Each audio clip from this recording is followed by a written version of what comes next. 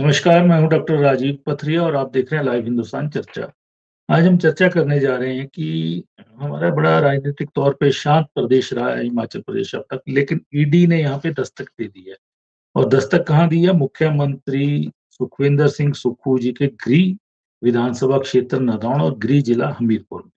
वहाँ के व्यापारी, स्वर्णकार, क्रैशर मालिक, प्रॉपर्टी डीलर, शराब के ठेकेदार और दूसरे ठेकेदार सब ईडी की जद में आ चुके हैं।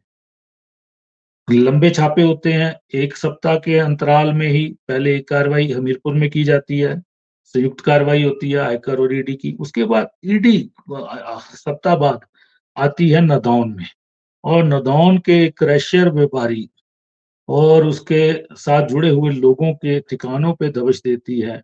ज्ञानचंद कौन है ये?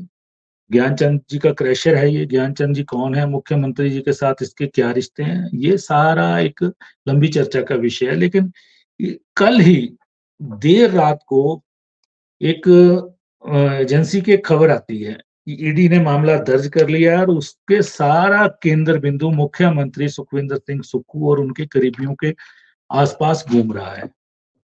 तो वहाँ उसमें ये भी आता है कि बड़े पैमाने पे नकदियां जमा हुई हैं बैंकों में, बड़ी रसीदें मिली हैं, अवैध खनन के सबूत मिले हैं और सरकार का पूरा संरक्षण कहीं न कहीं उस न्यूज़ में आता है कि इन लोगों को था।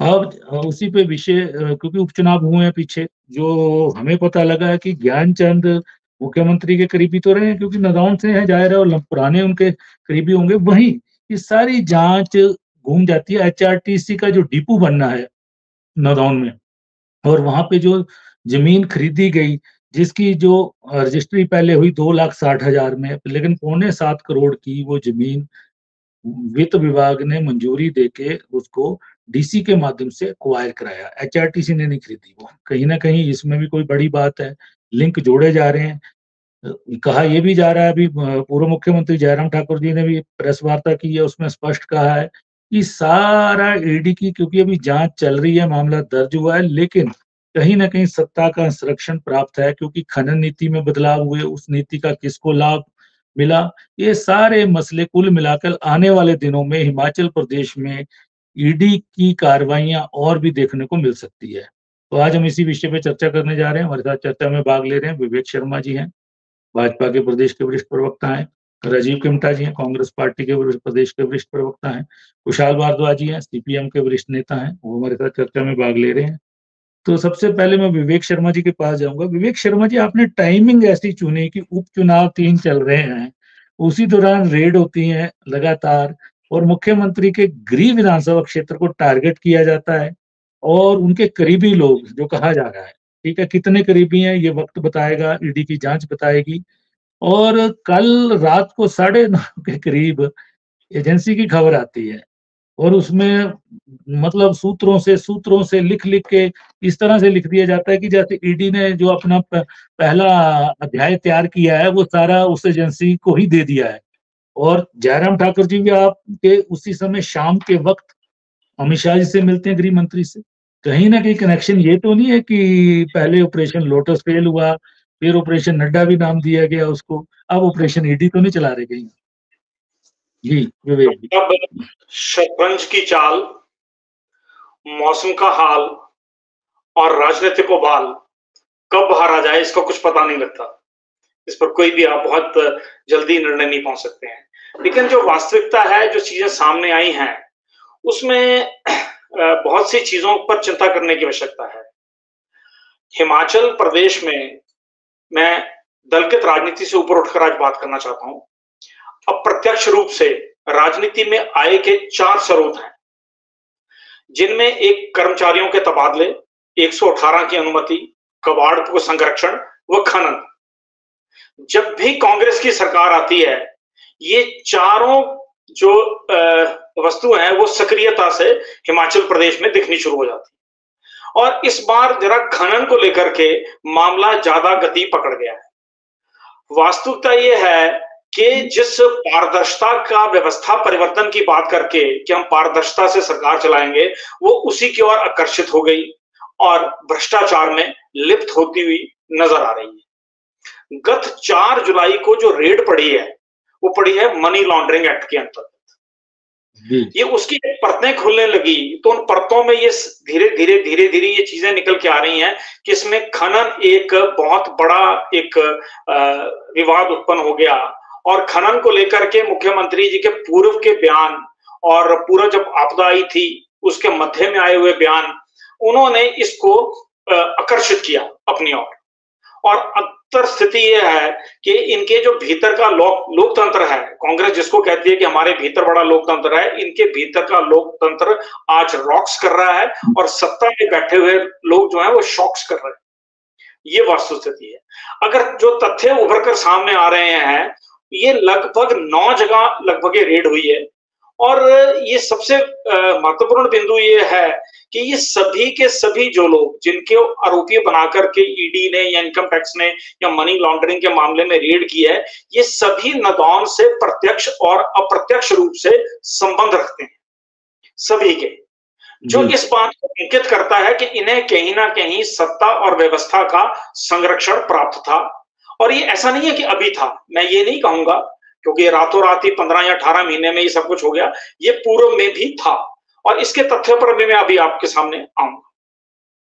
और लेकिन इसमें जो ज्यादा विषय गंभीरता तब पकड़ जाता है जब जांच राजीव सिंह मुख्यमंत्री जी के भाई तक पहुंचनी शुरू हो जाती है।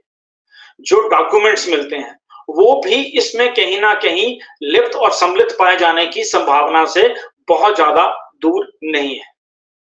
वास्तु स्थिति है कि इसमें जो अधिकारी हैं या जो इसमें कर्मचारी हैं या जो कार्य व्यवस्था में लगे हुए लोग हैं, उनकी जिम्मेदारी भी निर्धारित होनी चाहिए। वो अभी तक क्यों नहीं हुई, ये हमारा प्रश्न ईडी और सीडी से भी है। वो अभी तक क्यों बचे हुए हैं, उन्हें भी इसका हिस्सेदार बनाना चाहिए इस जांच का। मैं बताऊं कि एक जगह पड़ती है जरोट, जहां पर को लेकर के एनजीटी ने सरकार को कहा कि भी इसको तुरंत बंद कर दीजिए। सरकार को मजबूरी में न्यायालय के बाद इधर उधर दाएं बाएं जाने के बाद उसको बंद करना पड़ा, और जिस व्यक्ति जो वहां चला रहा था उसको ज्वालाजी शिफ्ट कर दिया गया। ये भी इतिहास में पहली बार हुआ कि किसी कर्मचारी को तो शिफ्ट कर सकते हैं, लेकिन किसी उद्योग को भी उद्योगपति किसी दूसरी जगह जाके स्थापित कर सकता है। लेकिन क्या खनन नहीं, विवेक जी वो नया क्रैचर लगाया गया ज्वालामुखी में ब्यास रिवर बेड पे, और ये आपकी सरकार ने ही उसको अनुमति दी। आपके उद्योग मंत्री विक्रम सिंह जी के साथ भी इन लोगों के संबंधों को नकारा नहीं जा सकता। लॉबी है। मैंने पहले कहा कि मैं दलगत राजनीति से ऊपर उठ के बात कर रहा हूं। मैंने आपको पहले मैंने वो वहां ज्वालाजी चले गए। ज्वालाजी में जाकर के जो वहां का पर्यावरण, वहां का भूमि कटाव, वहां की आपदा, ये सारे मसले जो वहां पर आए, उसके ऊपर सरकार ने तो संज्ञान नहीं लिया। आखिरकार ये सारा जो झमेला है हिमाचल प्रदेश में, ये क्या हो रहा है, ये बड़ी महत्वपूर्ण बात आती है। रहा प्रश्न नदौन का तो जो पूरा अगर इतिहास को खंगाला जाए तो ये ब्रिटिश काल से ये पूरा मामला जो वहां के, हम तो सोच रहे थे कि एक समय आ गया, व्यवस्था परिवर्तन हो गया, राजों रजवाड़ों से जान छूटेगी, लेकिन ये तब से चला आ रहा है। और लगभग मैं आपको बताऊं कि 329 गांव की ये भूमि है, जिसे चाहे आपसे मुश्तरका खाता कह लो, आप इसे शामलात कह लो, आप इसे कॉमन लैंड कह लो, कोई भी इसको नाम दे दीजिए हम अपने बात संवाद को रखने के लिए। लेकिन उनके सब में हुआ, और रजवाड़ा शाही की हालत ये हो गई कि 2015 में वो मुश्तरका खाता जो सरकारी भूमि थी वो 2,60,000 रुपए में खरीदी गई, सरकारी भूमि खरीद ली। विचित्र घटना है। और 2024 में 6,72,00,000 में वो एचआरटीसी को बेची जाती है। मैं किसी को फिर आज उसी विषय पे आ रहा हूं, मैं किसी को साधुवाद नहीं देना चाहता हूं, बट मैं फिर भी संबंधित मंत्री को साधुवाद देता हूं जिन्होंने इसको रुकवाने का प्रयास किया। अदरवाइज प्रशासन ने तो इसको खरीद लिया था, इसका अधिग्रहण भी कर लिया था और ये खप गई थी। नहीं, ये वो खरीदी जा चुकी है भूमि, रजिस्ट्री भी हो गई है उसकी, किसी ने नहीं रोका उसको, किसी ने नहीं रोका जी, वो खरीदी जा चुकी है। चलिए आप कहते हैं, मैं दिसंबर 2023 में वो खरीदी जा चुकी है, जो 2,60,000 की रजिस्ट्री हुई थी, और उसमें मुख्यमंत्री थे जो वर्तमान ओएसडी हैं, वहां तहसीलदार थे तब। जब उस समय रजिस्ट्री हुई है इतनी कम दरों पे। जी 6 करोड़ 72 लाख की वो इन्होंने खरीद ली, वही अपनी भूमि स्वयं बेची, स्वयं खरीदी और स्वयं उसके ऊपर कार्य शुरू हो गया। अरे मेरे को समझ नहीं आता, प्रदेश की इतनी बदतर स्थिति के बाद ये इन्वायरमेंट इम्पैक्टमेंट असेसमेंट अथॉरिटी कहाँ है, department of environment and science technology कहाँ है, पोल्यूशन बोर्ड कहाँ है, माइनिंग डिपार्टमेंट कहाँ है, एनजीटी कहाँ है, फॉरेस्ट कहाँ है। इसके बाद टोटल इतनी बदतर हालत होने के बाद आज अगर उसमें मनी लॉन्ड्रिंग के माध्यम से ये मुकदमा शुरू होता है या रेड शुरू होती है आप कह लीजिए, और धीरे धीरे धीरे सारी परतें खुलती चली जाती हैं, तो भ्रष्टाचार की मतलब सीमा क्या है। हिमाचल प्रदेश में आज से पूर्व ऐसी घटना नहीं घटी। ये एक नया किस्म का एक पूरा हुआ है, और कहीं ना कहीं राजनीतिक भी इसमें बू तो आ ही रही है, ऐसा नहीं है। ठीक है, अवैध खनन प्रदेश में चरम पे है, शुरू से है, कोई भी सरकार उसको नहीं कर पा रही है। एनजीटी आता है, टीमें आती हैं, कुछ नहीं हो पाता। ऊना का भी यही हाल है, हमीरपुर का भी, कांगड़ा का भी, आपके सोलन का भी, सिरमौर का भी, कुल्लू का भी, मंडी का भी, सबका यही हाल है। जो खनन की स्थिति तो हिमाचल प्रदेश की हो गई है कि आपने रेता, बजरी, गटका तो हिमाचल प्रदेश में खनन होता देखा होगा। हिमाचल प्रदेश तो एक नया रूप धारण कर रहा है, यहां से तो मिट्टी भी जा रही है प्रदेश से बाहर। अब ये समझ नहीं आ रहा मिट्टी कौन लेके जा रहा है और मिट्टी कहां जाके बिक रही है। ये बड़ी हैरानी की बात है। मिट्टी निर्माण नहीं होती। मैं किमटा जी से सवाल लूंगा। किमटा जी, बड़े आरोप इर्द गिर्द मुख्यमंत्री और उनके लोगों के इर्द गिर्द घूमने शुरू हो गए हैं, क्योंकि ईडी की कार्रवाई के बाद जो सिलेक्टिव लीक हुआ है कल और एक एजेंसी ने दिल्ली से ये लीक किया है, करवाया गया है क्या है उसी समय, क्योंकि कल आज वोटिंग भी हो रही है कि कुछ इम्पैक्ट भी इसका नेगेटिव होगा या पॉजिटिव होगा, ये तो रिजल्ट बताएंगे। लेकिन ये तो तय है कि अवैध खनन बड़े पैमाने पे हो रहा है और मुख्यमंत्री की अपनी कंस्टिट्यूएंसी और साथ लगते ज्वालामुखी में इसका गढ़ बना हुआ है। और ये जो जमीनें खरीदी गई हैं, ये सारी दरिया के किनारे की जमीनें हैं और औने पौने दामों में खरीदी। और इन्होंने ठीक कहा कि विलेज कॉमन लैंड थी, पहले राजा की लैंड थी, फिर विलेज कॉमन लैंड होगी। लेकिन कौन बेचता रहा, कौन रजिस्ट्रियां करता रहा, कम दरों पे रजिस्ट्रियां करते रहे। सभी सरकारें दोषी हैं इसमें। लेकिन ये बात आगे चलेगी तो कई चेहरे बेनकाब होंगे। चिमटा जी, देखिए, पहले तो सबसे बड़ी बात डॉक्टर साहब, जैसा विवेक जी ने कहा कि हम दलगत राजनीति से ऊपर से बात करूंगा, बट मुझे नहीं लगता कि दलगत राजनीति से ऊपर बात ये कर रहे हैं। सबसे पहले देखिए कि ईडी क्या कौन सी टाइमिंग लेती है ईडी यहाँ पे रेड्स करने की, और पर्टिकुलर कौन से एरिया में रेड की जाती है, क्योंकि साफ स्पष्ट है कि वहां पे चुनाव चल रहे हैं और बाई इलेक्शन चल रहे हैं। बाई इलेक्शन चल रहे हैं और किन लोगों के ऊपर ईडी रेड कर रही है।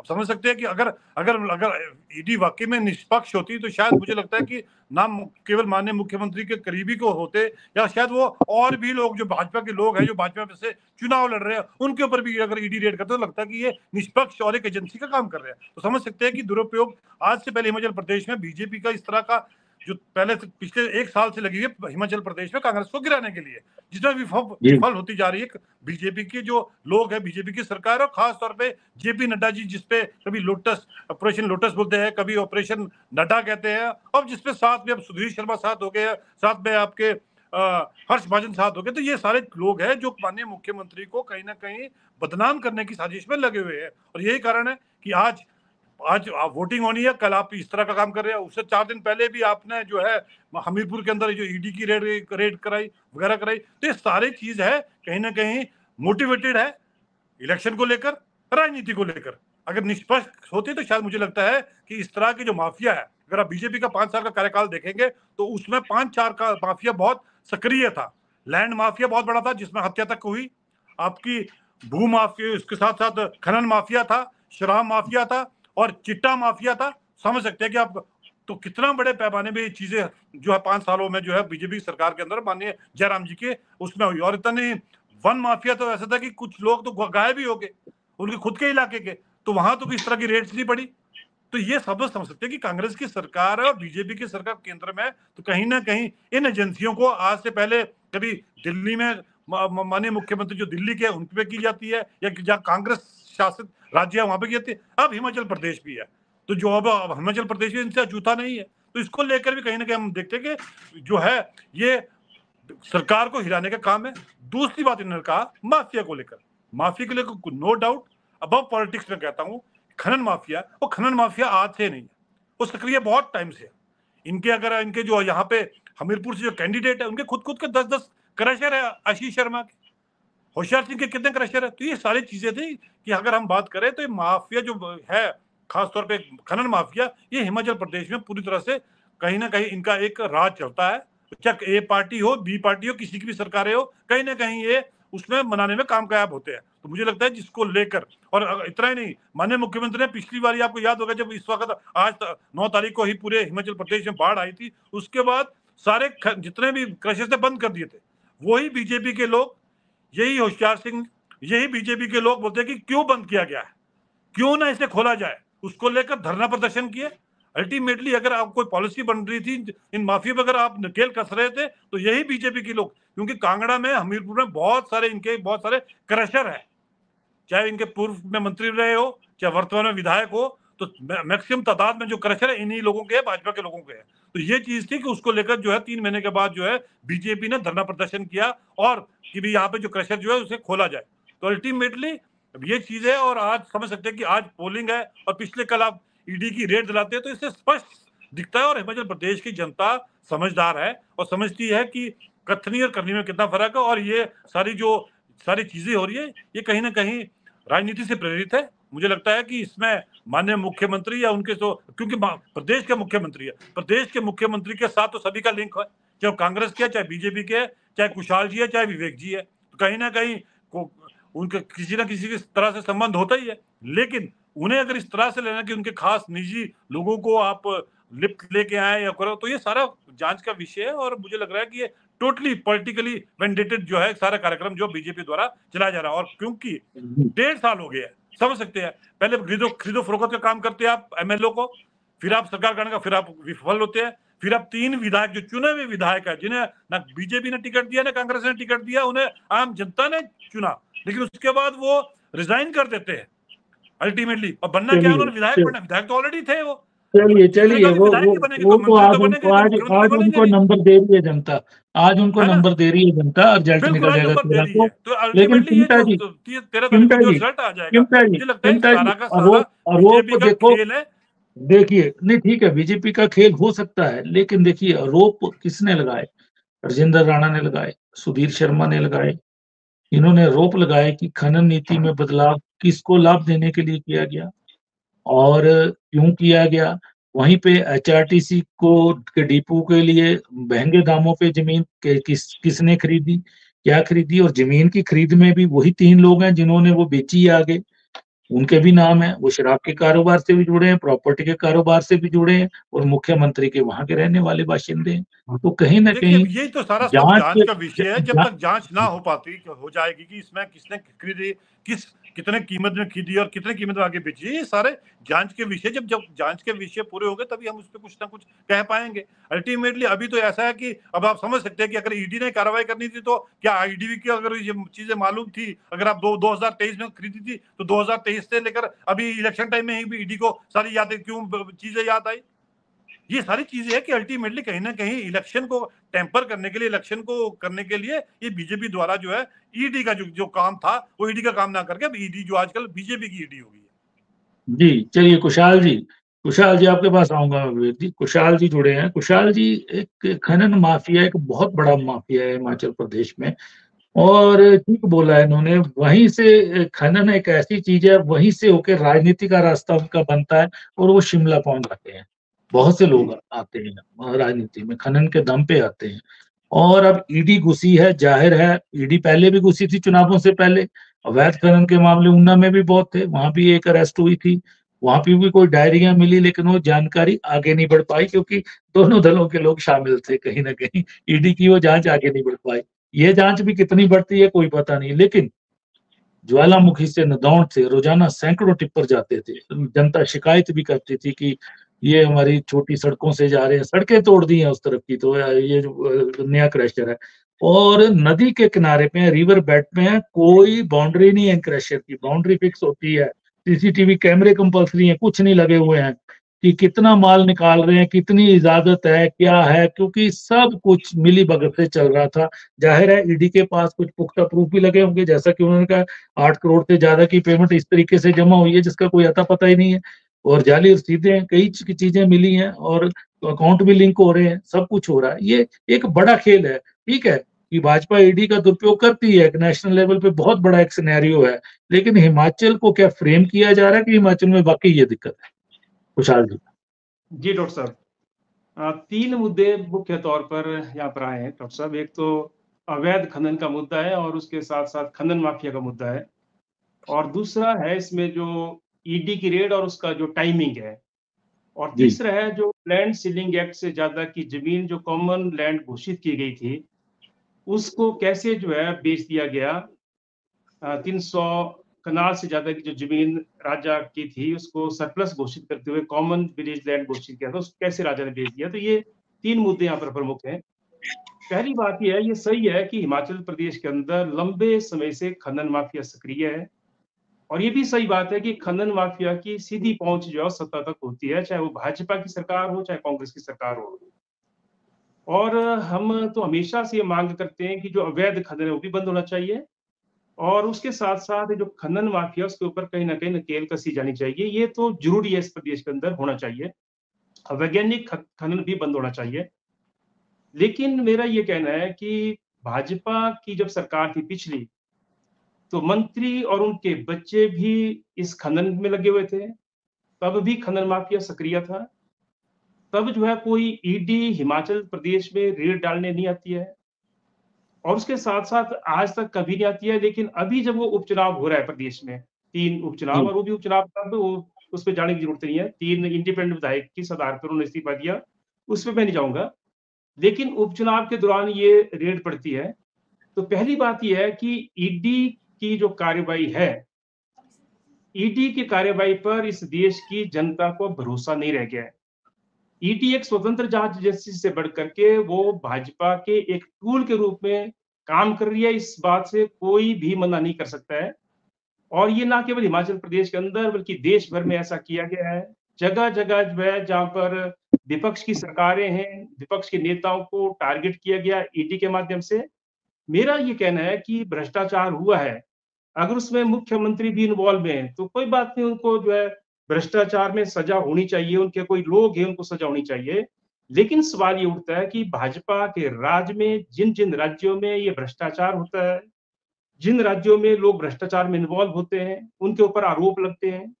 आज दिन तक पिछले 10 सालों का अगर रिकॉर्ड आप खंगाल लें, जो केंद्र में सरकार जब से बनी है मोदी जी की, भाजपा शासित किसी भी राज्य में किसी भी भाजपा के नेता के ऊपर जिनके ऊपर आरोप लगे, कभी कोई ईडी की रेड नहीं पड़ी। उसके साथ-साथ इसलिए भी इसके ऊपर सवाल उठाना लाज़मी है कि जहाँ पर विपक्ष के नेताओं पर रेड भी पड़ी और जहाँ पर भाजपा के नेताओं ने और खुद प्रधानमंत्री ने बोला कि ये भ्रष्टाचार में लिप्त हैं, इन्होंने 70,000 करोड़ रुपए का घोटाला किया है, चाहे वो प्रफुल्ल पटेल हो, चाहे आपका अजीत पवार हो, चाहे दूसरे लोग हो। तो जब वो भाजपा के खेमे में आ जाते हैं, तो उनके खिलाफ वो ईडी की, सीबीआई की कार्रवाई क्यों बंद हो जाती है? ये बड़ा सवाल है। तो भाई रवि जी को भी इसके बारे में जवाब देना चाहिए। और उसके साथ-साथ मैं ये भी कहना चाहूँगा कि ईडी का जिस तरीके से दुरुपयोग हो रहा है, चाहे वो अरविंद केजरीवाल के मामले में हुआ, चाहे वो आपका जो हेमंत सोरेन के मामले में हुआ, आज किस तरीके से कोर्ट ने जो है धज्जियाँ उड़ा दी ईडी की, कि कोई मामला बनता नहीं था। जबरदस्ती उनको घसीटा गया हेमंत सोरेन को वहाँ पे। इसी तरीके से केजरीवाल को बेल मिली, लेकिन वो जो है दूसरा चिट्ठा तैयार रखा था, वो सीबीआई एक और एजेंसी है, उसका इस्तेमाल करके जो है उनके ऊपर फिर मुकदमा दायर कर दिया, वो फिर से अंदर है। तो ये जो दुरुपयोग है, ये दुरुपयोग रोकना चाहिए। अगर कार्रवाई होनी हो तो तब जो भाजपा का भ्रष्टाचार है, या जो लोग भ्रष्टाचार करके भाजपा ज्वाइन कर लेते हैं, उनके खिलाफ अगर जिस दिन ये ईडी कार्रवाई करेगी और उनके खिलाफ मुकदमा दायर करेगी, उनको जेल के सलाखों के पीछे भेजेगी, तो देश की जनता का विश्वास नरेंद्र मोदी जी के ऊपर भी हो जाएगा, देश की जनता का विश्वास भाजपा की सरकार के ऊपर भी और ईडी के ऊपर भी हो जाएगा। पहली बात ये है। दूसरा मैं कहना चाहूंगा कि जो 1974 का लैंड सीलिंग एक्ट है, जी ये सही बात है। हिमाचल प्रदेश के अंदर जब ये लैंड सीलिंग एक्ट आया तो उसमें ये कहा गया कि 300 कनाल से ज्यादा की जो भूमि है वो सरप्लस घोषित हो जाएगी, और इसी आधार पर जो नौदौन के राजा या कोई भी राजा थे या कोई भी और लैंडलॉर्ड से हिमाचल प्रदेश के अंदर, टी स्टेट थी, उनको भी दिया गई, कईयों को दिया गया है लैंड सीलिंग में, फायदा दिया गया। कई लूज वो थे, रास्ते थे, कई चोर दरवाजे भी। लेकिन यहाँ सीधे तौर पर जो कलेक्ट्रेट है हमीरपुर के सब डिवीजन के, उनका जो है ये फैसला था कि ये जो सरप्लस लैंड है इसको जो है कॉमन विलेज लैंड जो है इसको घोषित किया जाए। उसके खिलाफ अपील हुई, फाइनेंस कमीशन की जो है उन्होंने भी उस फैसले को बरकरार रखा। और उसके बावजूद भी अगर नदौन के राजा उस जमीन को बेचते रहे, और तब से लेकर के आज तक, ये 74 के बाद कब कब ये जमीन बिकी वो तो मेरे पास डिटेल नहीं है, लेकिन मेरा ये मानना है कि 1977 में हिमाचल प्रदेश के अंदर जनता पार्टी की सरकार बनी। उसके बाद 89 तक जो है कांग्रेस की सरकारें रही 80 से, और फिर 89 में भाजपा की सरकार बनी। उसके बाद हर 5 साल के बाद हिमाचल में सरकारें बदलती रही हैं।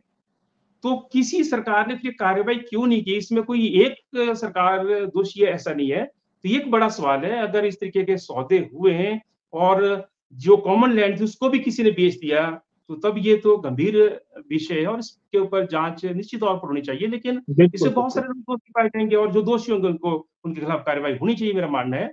पर लास्ट में सिर्फ इतना कहना चाहता हूँ कि मेहरबानी करके ईडी का दुरुपयोग रोका जाए। विपक्ष की सरकारों को जो आप टारगेट करते हैं, आप उनकी इमेज को टार्निश करते हैं केंद्र के द्वारा, वो रोका जाना चाहिए। अगर भाजपा के राज्यों में, भाजपा शासित राज्यों में ये कार्रवाई होती है और भाजपा के जो नेता भ्रष्टाचार में लिप्त हैं, अगर उनको जेल की सलाखों के पीछे ईडी भेजती है, तो तब हम सब जो है ये बोलेंगे कि ईडी जो है स्वतंत्र जांच एजेंसी है और स्वतंत्र होकर के सबके उसमें जो है निष्पक्ष होकर के काम कर रही है, तब उसके ऊपर भरोसा बढ़ेगा। मेरा ये मानना है कि ईडी का दुरुपयोग हो रहा है और वो दुरुपयोग रोका जाना चाहिए। और हिमाचल प्रदेश में भी ये सही बात है, ये कोई सुक्खू सरकार की बात नहीं है। तमाम राज्यों के अंदर जहां जहां विपक्षी सरकारें, उसको जानबूझ करके जो है टारगेट किया जाता है। लेकिन हाँ, अगर भ्रष्टाचार कहीं इसमें है, वो चाहे सत्ता पक्ष के लोग हैं, वो चाहे मुख्यमंत्री के खास लोग हैं, तो उनके खिलाफ कार्रवाई होनी चाहिए। पर ईडी का दुरुपयोग रोका जाना चाहिए, ये मैं कहना चाहता हूँ। जी विवेक जी, देखिए ईडी जांच एजेंसी कहीं ना कहीं सवालों के घेरे में तो रहती है, क्योंकि पिछले 5 साल में जो उसका दुरुपयोग हुआ, सारा जो है वो सरकारें गिराने में कांग्रेस को और बाकी जो रीजनल पार्टी है उसमें हुआ है। हिमाचल में आप एक खनन के जरिए और एक कॉमन लैंड के जरिए वो कैसे बिकी क्या की, ईडी घुस तो गई है, जाहिर है फ्रेम करेगी, वो मुख्यमंत्री के करीबियों को फ्रेम करेगी, जैसा कि कल एक एजेंसी की खबर भी आई है, उसमें संकेत भी दिए गए हैं। लेकिन ये राजनीतिक तौर पे कहीं भाजपा को नुकसान भी दे सकती है। ऐसा है, कुशल भारद्वाज जी ने पूर्वग्रहों से ग्रसित होकर के ये स्टेटमेंट दी है कि ईडी जो है वो किसी राजनीतिक दल के इशारे पे काम करती है। ईडी जिन धाराओं में काम करती है और जिन स्थितियों में काम करती है, वो भारतीय जनता पार्टी की पूर्व सरकारों के सत्ता में आने से पहले के तय किए हुए नियमों के आधार पर काम कर रही है। इस बात को कांग्रेस को पहले समझना चाहिए, इन स्पाइट ऑफ कांग्रेस के लोगों को। हमने कोई उनकी कार्य पद्धति में परिवर्तित नहीं किया है। दूसरा प्रश्न, ईडी ने जो रेड किया है, ईडी ने पूर्व भाजपा की सरकार में भी अनेक बार इनकम टैक्स और ईडी ने हिमाचल प्रदेश में रेड किया है, अब भी कर रही है और भविष्य में भी करेगी। उसका कारण है, और ये मनी लॉन्ड्रिंग का केस था, अब वो मनी कहां से आ रही है, उसके स्रोत में अगर खनन आता है, उसके स्रोत में अवैध शराब आती है या किसी प्रकार की कोई स्मगलिंग आती है, वो स्रोत का माध्यम है। और वो स्रोत अगर मुख्यमंत्री के परिवार के साथ, उनके मित्रों के साथ, उनके विधानसभा के क्षेत्र के साथ या उनके चाहने वालों के साथ जुड़ते हैं, तो इसमें ईडी, सीडी, कांग्रेस, भाजपा, आप और मैं, हम कोई कुछ नहीं कर सकता, क्योंकि वो जांच एजेंसी के अधिकार क्षेत्र में है, उनका काम है उसकी छानबीन करना। जैसे डॉक्टर ऑपरेशन करते समय खोलता कुछ और है, निकलता कुछ और है। ये बड़ी सामान्य प्रक्रिया है, इस पर कोई सवाल नहीं है। दूसरा, जो राजीव किमटा जी ने प्रश्न उठाया कि ये सरकार को गिराने का साजिश है, मैं उनसे ये पूछना चाह रहा हूं कि ये आपके धरातल की आवाज है या आपके भीतर की आवाज है कि आपकी सरकार इस रेड के बाद गिर रही है? ये आपको सुनिश्चित करना है, क्योंकि आपके अंतर बहुत भीतर का है। मैंने पहले कहा था कि आपके भीतर का जो लोकतंत्र है दैट रॉक्स, और आपके सत्ता जो है दैट इज शॉक्स। तो वास्तविकता रॉक्स एंड शॉक के बीच में है। आप इस समय शॉक में हैं, हम उसके प्रति, आपके प्रति संवेदना व्यक्त करते हैं, लेकिन हकीकत ये है कि हिमाचल प्रदेश में भ्रष्टाचार की परम सीमा पे भ्रष्टाचार पहुंच गया है। नहीं विवेक जी, एक बात वो मैंने पहले कही कि ये ज्ञानचंद जी का क्रैशर जो अद्वानी में जहां भी लगा, वो तो आपकी सरकार ने दिया और आपकी सरकार के समय भी वहां से सैकड़ों टिप्पर रोज जाते रहे, नहीं देखा गया। अब भी वो कंटिन्यूटी रही, वो कांग्रेस के सदस्य हैं, लेकिन हो सकता है ज्ञानचंद जी कल को आपका पटका पहन लें तो वो भी मुक्त हो जाएं। ये भी संभावना हो सकती है। डॉक्टर साहब, इतिहास गवाह है, जैसा कुशाल जी ने कहा, पिछले 10 साल में ईडी के जहां पे रेड हुई है, आपका पटका पहने तो बिल्कुल स्पष्ट साफ निकले हैं। दूसरी बात इन्होंने कहा, हमारी सरकार बिल्कुल स्टेबल है, बिल्कुल जो 5 साल चलेगी। इतना नहीं, मैं ये कह रहा हूं कि जब से हमारी सरकार बनी है, आपके पार्टी के लोग, आपके केंद्र में बैठी सरकार जो है, हमेशा यहाँ पर हर विफल जो प्रयास कर रही है, चाहे आप लोटस का नाम दो, उसको ऑपरेशन लोटस का नाम दो, चाहे ऑपरेशन नड्डा का नाम दे, लेकिन आप जो लोग भी करें, लेकिन हिमाचल प्रदेश की जनता समझती है, जानती है, और 5 साल के लिए हिमाचल प्रदेश में ठाकुर सुखविंदर सिंह की सरकार चलेगी। लेकिन साथ ही साथ ये सब दिखती सी बात है कि आप लोगों का जो पॉलिटिकली वेंडेट है, उसको लेकर आप कर रहे हैं। अदरवाइज आपने क्या भाजपा की पिछली जो 5 साल सरकार थी, आपका खनन माफिया नहीं हुआ? बहुत जोरों में खनन माफिया, आपने तब तो ईडी की कोई नहीं की। कुशाल जी ने कहा एनजीटी की टीमें आई, एनजीटी की टीमें आई इनके वक्त में, इनकी सरकार के कान में जू नहीं रही उस समय। आपका शराब माफिया हुआ, कमाल करते 5 साल में तो भ्रष्टाचार। भर्तियां की आपने यूनिवर्सिटी में लेकर, उसको लेकर चलिए चिमटा जी, समय का अभाव है। कुशाल जी को जरा बोलने दीजिए। जी कुशाल जी। दो बातें कहना चाहूंगा और रवि भाई से भी कहना चाहूंगा। हमारे देश में प्रिवेंशन ऑफ करप्शन एक्ट है पहले से, तो जब भ्रष्टाचार निरोधी कानून हमारे देश के अंदर है, तो ये कार्रवाई उस कानून के दायरे में क्यों नहीं होती है? आप पीएमएलए क्यों यूज करते हैं? पीएमएलए भाजपा की ईडी इसलिए यूज करती है, मैं ये कहना चाहूंगा। जमानत ना मिले, सीधी सी बात है, जमानत उसमें मिलती नहीं है। लंबा काम चलता है। अमेंडमेंट मोदी सरकार लाई है उसमें लोगों को चर्चाओं के माध्यम से कि इनको जमानत नहीं मिल रही है, और जमानत इसलिए मिल रही है उन्होंने कुछ ना कुछ किया है। जब एक्ट ही ऐसा है, उसमें जमानत का प्रावधान है नहीं, 6 महीने आप अंदर रख सकते हैं, तो तब जो है वो जानबूझ करके जो है लपेटा जाता है इसमें। ये जो केस है, अगर आपने दायर करने तो इसको आप प्रिवेंशन ऑफ करप्शन एक्ट में भी तो कर सकते हैं। किसने रोका है? पीएमएलए का इस्तेमाल क्यों? वो कुशाल जी, वो राज्य सरकार के अधीन चीजें हो जाती हैं, वो राज्य सरकार के अधीन चीजें हो जाती हैं, और कोई भी सरकार अपने जब ये एक्ट बना था उस समय ये कांग्रेस के साथ थे, आज इस एक्ट का विरोध कर रहे हैं यहाँ बैठ के। ये बड़े अमेंडमेंट आपकी एनडीए सरकार में आई है, उसके बाद कांग्रेस के साथ थे। आज ये हमारा विरोध कर रहे हैं क्योंकि केंद्र में भारतीय जनता पार्टी की सरकार है। तभी तो मैं कहता हूँ, ये पूर्व ग्रहों से ग्रसित होकर के जब आप राजनीतिक चर्चा में जाएंगे तो दिक्कत आएगी। दूसरा एक विषय, अंतिम विषय, जिन भी लोगों ने, चाहे वो ईडी या किसी प्रकार की इन्वेस्टिगेशन के अधीन है, चाहे उन्होंने भारतीय जनता पार्टी का पटका पहना हो, किसी की भी इन्वेस्टिगेशन ना बंद हुई है, ना जांच एजेंसियों ने उन्हें वापस किया है, ना उनको क्लीन चिट दी है।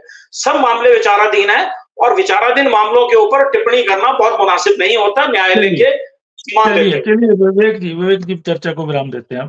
तो आज हम चर्चा कर रहे थे कि हिमाचल प्रदेश में ईडी की दस्तक दे दी है। ईडी ने मामला भी दर्ज कर लिया, और मामला दर्ज किया है मुख्यमंत्री सुखविंदर सिंह सुक्खू जी के गृह विधानसभा क्षेत्र के, उनके से जुड़े हुए लोगों के साथ। उनसे कितने जुड़े हैं ये तो वक्त बताएगा, लेकिन जो मुख्य इसमें आरोपी ईडी ने बनाए हैं वो कांग्रेस पार्टी के पदाधिकारी भी हैं।